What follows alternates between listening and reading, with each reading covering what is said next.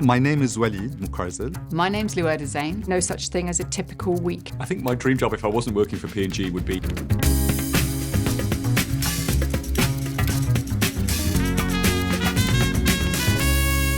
Welcome to Meet the Leaders. I'm Katie Mills, and I'm getting to know a little better some of the senior members of our team at P&G Northern Europe. So let's welcome my guest today.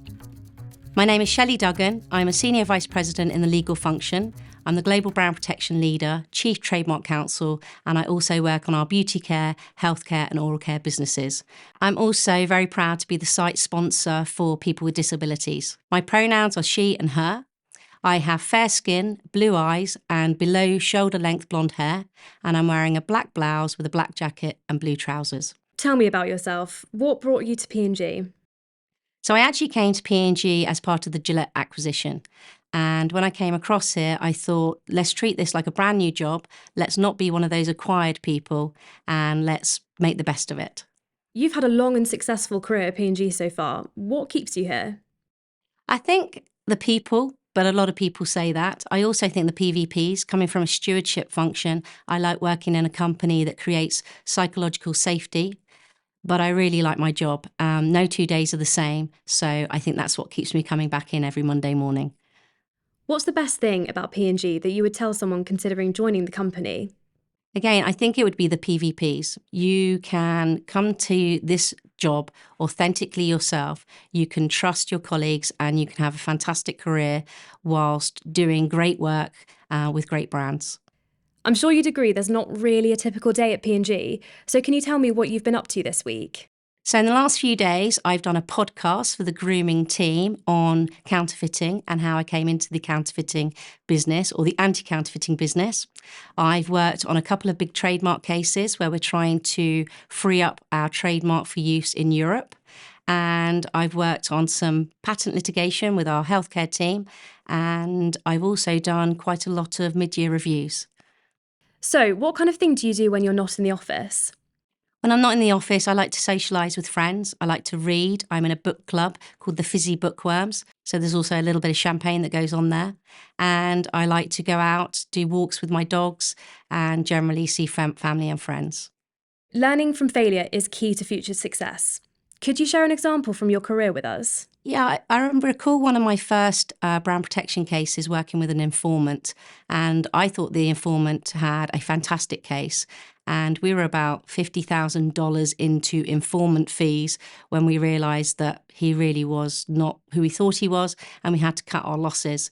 And for me, that taught me that it's best to own up to your mistake as soon as you can, and then try and remedy the situation and salvage the piece of work, but not keep going down the route where you know there's failure. Having a growth mindset is critical. How would you define it, and what do you do to keep yourself in this mindset? I think having a growth mindset is very important when you have a role at P&G because our brands, our organisation and other aspects change frequently. And for me, learning new parts of my job every day keeps my brain active and young, I hope. If you weren't working for P&G, what would be your dream job? I did an interior design course a couple of years ago and I learned how to renovate furniture and how to do interior design. So I think if I wasn't here, I'd probably be in a workroom in the bottom of my garden, fiddling with paint samples and hoping to decorate other people's houses. Is there one thing about the company you would like to change? I think I would like to see more people coming in at apprentice level. I think that the variety of people that we can get from degree level and postgraduate degrees is a certain type of person, and I'd like to see us run broader apprenticeship programs. If you have people with different backgrounds and differing abilities, then you get a natural diversity in the workplace. And I think if you have a natural diversity in the workplace, then you're representing more our consumers. And actually, my son, when he finished his A-levels a year or so ago, turned around to us at the last minute and said, actually, I'm not going to university. That's not for me. He did ask if he could have the money as an alternative, but we said no. And then he's just secured himself an apprenticeship. And I just think that you get different types of people coming in when you offer apprenticeships and still good quality employees. Where do you turn to for your inspiration? So I read a lot of psychology books. I tend not to read too many leadership books because they're all based on psychology anyway. The best book I read recently was by Abraham Lees and called Dark Psychology. And that's where I tend to turn. Also, I turn to other people and listen to their experiences and try to grow from them. What would you like your professional legacy to be?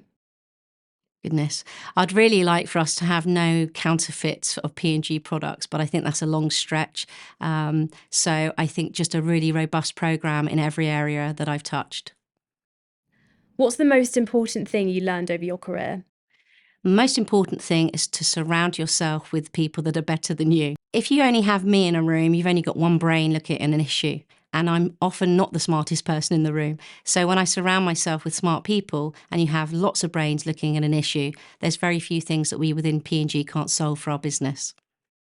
So P&G have been around for over 185 years. What do you think is the secret of the company's longevity? I think the secret to our longevity is great people and great brands, and we are able to keep reinventing ourselves. What does force for growth and force for good mean to you? I think that we have great sustainability programs now at P&G, and I think what I've seen in the most recent months is everybody really getting behind those, but still having superior products for people and consumers. And I think without those superior products, then we wouldn't have existed for as many years as we have. Thank you for watching this episode. To watch the full series, go to pg.co.uk. Or to find out more about careers at P&G, visit pgcareers.com.